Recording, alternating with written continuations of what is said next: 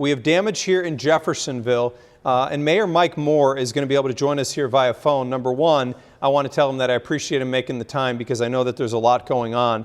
But Mayor Moore, number one, we've never talked on the phone, so I hope you're doing well. What can you tell us that you've seen, Mayor Moore, in Jeffersonville? We know that an area of rotation moved across your area.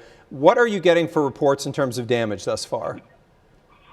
Well, I was actually watching DRB when everything came through, and there's multiple areas where we've got damage. I just pulled up to the Steeplechase neighborhood. We've got crews here trying to clear things, but obviously the east end of the city around Steeplechase, Boulder Creek, Brook Hollow, and I'm told some areas around Old Stoner, some damage. Obviously, everybody has seen the news with the 265 with the overturned semis. And, it looks like when he crossed the river coming over into the Jeff Utica area, the neighborhoods that are out here on our east end of the city got walloped pretty good. I've not had any details of any injuries yet. I'm not saying there's not. I've just not had that yet.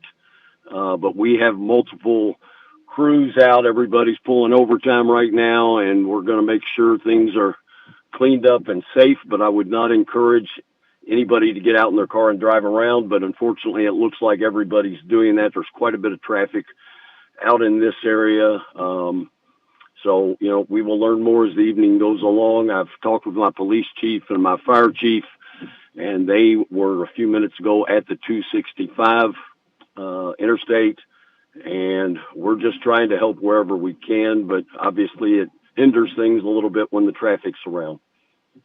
Mayor Moore, if I could ask you a question, in terms of some of those residential areas, do you know what type of damage that we're getting reports of? Are we talking about maybe shingles?